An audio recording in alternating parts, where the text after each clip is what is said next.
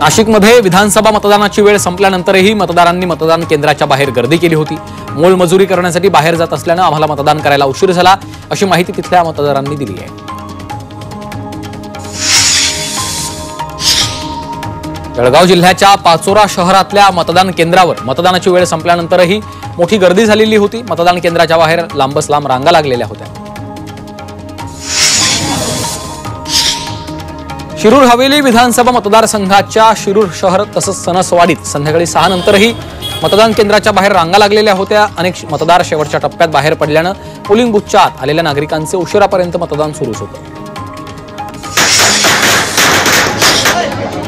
पुण्यात मतदान संपताच खडकवासला मतदारसंघातले महाविकास आघाडीचे उमेदवार सचिन दोडके यांची विजय मिरवणूक काढण्यात आली। फटाके फोडून आणि सचिन दोडके यांना खांद्यावर घेऊन त्यांच्या कार्यकर्त्यांनी त्यांची मिरवणूक काढली।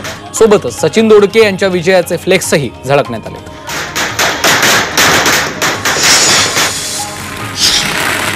विधानसभा निवडणुकीचं मतदान झाल्यानंतर रत्नागिरीमध्ये मंत्री उदय सामंतांच्या कार्यकर्त्यांनी फटाके फोडलेत।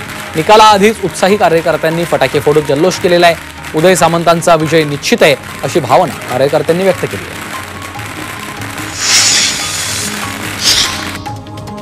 लातूर जिल्ह्यातील उदगीर शहरात मतदानाचा टक्का वाढावा म्हणून प्रशासनाकडून विविध उपक्रम हाती घेण्यात आलेत।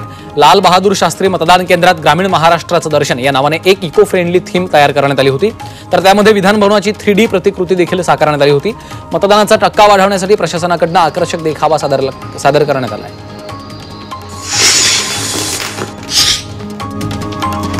सोलापुरात मतदानाची वेळ संपताच MIMच्या कार्यकर्त्यांनी जोरदार जल्लोष केला होता। सोलापूर शहर मध्येचे MIMचे उमेदवार फारुख शाब्दी यांच्या कार्यकर्त्याकडून फटाके फोडत जल्लोष केला। विजय आपलाच असल्याचं सांगत कार्यकर्त्यांनी जोरदार घोषणाबाजी केली।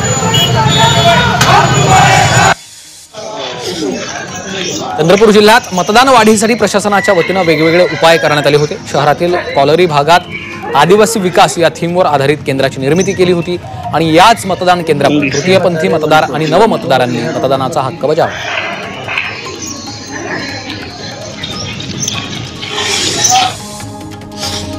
परभणीच्या पूर्णामधील दिव्यांग तरुणानं आपल्या पायाच्या बोटानं मतदानाचा हक्क बजावला। योगेश खंदारे असे या तरुणाचं नाव आहे। हात नसताना देखील पायाच्या बोटानं मतदान करून त्यानं मतदारांना प्रोत्साहित केलंय।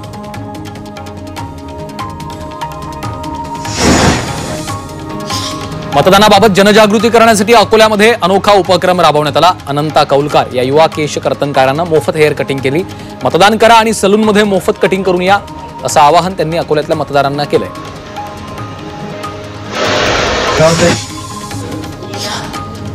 राज्यातल्या काही मतदान केंद्रांवर पहिल्यांदाच पिंक पोलिंग बूथ उभारण्याचा प्रयोग करण्यात आला। मावळ तालुक्यातील ग्रामीण भागात महिलांच्या मतदानाचा टक्का वाढावा यासाठी पिंक पोलिंग बूथ तयार केले गेलेले आहेत। या पोलिंग बूथमध्ये सर्व महिला कर्मचारी कार्यरत होत्या, तर त्या ठिकाणी पिंक कलरची थीमही ठेवण्यात आली होती।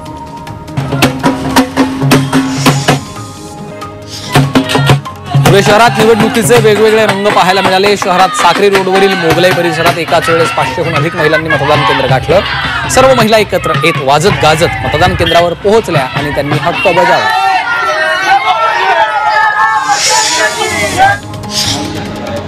दक्षिण सोलापूर मतदारसंघात महाविकास आघाडीत बिघाडी झाली। अपक्ष उमेदवाराला पाठिंबा दिल्याने ठाकरे गटाच्या नेत्यांनी खासदार प्रणिती शिंदेंवर सडकून टीका केली। दक्षिण सोलापूरमध्ये काँग्रेसनं ठाकरे गटाच्या अमर पाटील यांच्याऐवजी अपक्ष उमेदवार धर्मराज काळात यांना पाठिंबा दिल्यामुळे उपनेते शरद कोळी संतापले। लातूर जिल्ह्यातील अहमदपूर विधानसभा मतदारसंघातील टेंभुर्णी गावातील मतदारांनी मतदानाकडे पाठ फिरवली। मागील अनेक वर्षांपासून गावात स्मशानभूमीचा प्रश्न प्रलंबित आहे, त्यावर अद्याप तोडगा निघाला नसल्यामुळे 993 मतदारांनी मतदानावर बहिष्कार टाकला। शिर्डी विधानसभेत काँग्रेस कार्यकर्त्यांकडून मतदारांना पैशांचं वाटप करत असल्याचा व्हिडिओ व्हायरल झालाय। काँग्रेस उमेदवार प्रभावती घोगरे यांच्यासाठी मतं मिळवण्यासाठी पैशांचं वाटप करताना काँग्रेसचे राहता नगरसेवक सचिन गाडेकर यांचा हा व्हिडिओ व्हायरल होतो।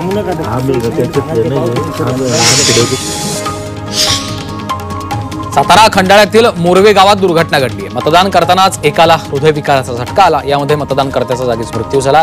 श्याम धायगुडे असं या मतदानकर्त्याचं नाव होतं। परभणी जिल्ह्यातील जिंतूरच्या निवळी बुद्रुक इथल्या मतदान केंद्राच्या पायऱ्यांवर हृदयविकाराचा झटका आल्यामुळे मतदाराचा मृत्यू झाला।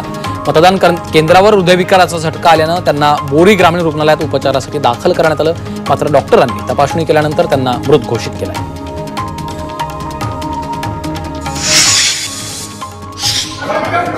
इंदापूर तालुक्यातल्या शिरसटवाडीमधील मतदान केंद्रात शिरून आमदार दत्तात्रय भरणे यांनी राष्ट्रवादी शरद पवार पक्षाच्या कार्यकर्त्यांना दादागिरी केल्याचा आरोप आहे. याबाबतचा व्हिडिओ सोशल मीडियावर व्हायरल होतो.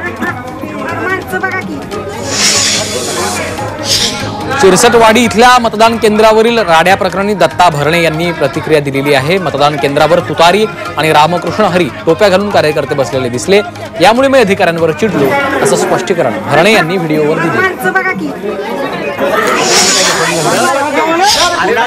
कोल्हापुरात राजेश क्षीरसागर आणि सतेज पाटील समर्थकांमध्ये बाचाबाची झालेली आहे. टेमलाईवाडी उड्डाणपूल या ठिकाणी ही घटना घडली. राजेश क्षीरसागर मतदान केंद्रावर जात असताना हा प्रकार घडला. यावेळी क्षीरसागर यांच्या अंगरक्षकांशीही वाद झाला. उल्हासनगरमध्ये कलानी आयलानी आमने सामने आल्याचं पाहायला मिळालं. पप्पू कलानी यांची गाडी आमदार कुमार आयलानी यांच्या कार्यालयासमोरून जात होती. यावेळी पप्पू कलानी हे गाडीतून उतरत त्यांनी मोदी यांचा फोटो आचारसंहिता असताना कार्यालयाच्या समोर लावला कसा, असं त्यांना विचारलं. यावेळी आयलानी समर्थकांनी देखील जय श्रीरामचे नारे दिले.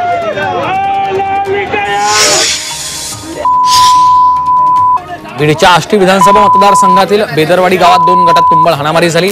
भाजपचे उमेदवार सुरेश धस समर्थक आणि राष्ट्रवादी शरद पवार पक्षाचे उमेदवार मेहबूब शेख यांच्या समर्थकांमध्ये हा राडा झालेला आहे. सुरेश धस समर्थकांना मेहबूब शेख यांच्या समर्थकांनी मारहाण केल्याचा दावा आहे.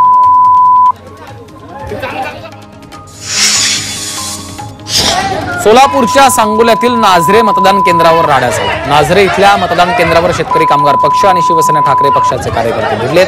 शाब्दिक बाचाबाची होऊन त्यांच्यावर राडा झाला.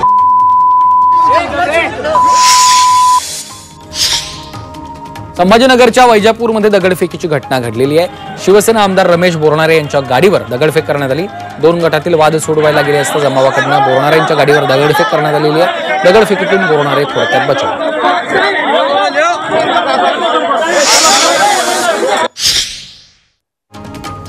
मुंबईतील सायन कोळीवाडा मतदारसंघात पोलीस आणि भाजप कार्यकर्त्यांमध्ये शाब्दिक चकमक उडाली.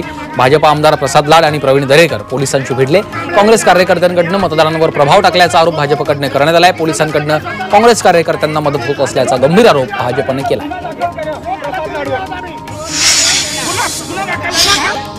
मीरा भाईंदरमध्ये भाजप आणि अपक्ष उमेदवार गीता जैन यांचे कार्यकर्ते भिडलेत. नरेंद्र मेहता आणि गीता जैन समर्थकांमध्ये राडा झालेला आहे. भाईंदर पश्चिमच्या अहिंसा चौकात ही घटना घडलेली आहे. घटनास्थळी मोठा पोलिसांचा बंदोबस्त तैनात करण्यात आला.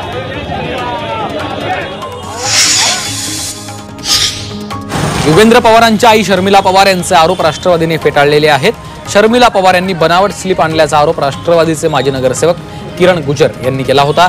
तर निवडणूक आयोगाने त्यांच्या तक्रारीची चौकशी करण्याची मागणी उपमुख्यमंत्री अजित पवारांनी केली.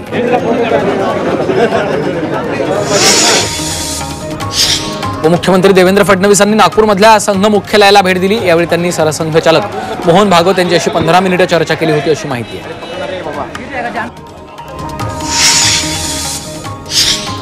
विनोद तावडे यांच्यावर झालेला आरोप खोटा आणि निराधार आहे अशी प्रतिक्रिया मंगल प्रभात लोढा यांनी दिली. तर तावडे निर्दोष आहेत, त्यामुळे ते लवकर यातून बाहेर पडतील असा विश्वास त्यांनी व्यक्त केला. ज्ञानवापी मशीद प्रकरणी हिंदू याचिकाकर्त्यांच्या याचिकेवर 22 नोव्हेंबरला सुप्रीम कोर्टामध्ये सुनावणी पार पडणार आहे. सर्व याचिकांवर एकत्रित सुनावणी व्हावी अशी मागणी करण्यात आली आहे.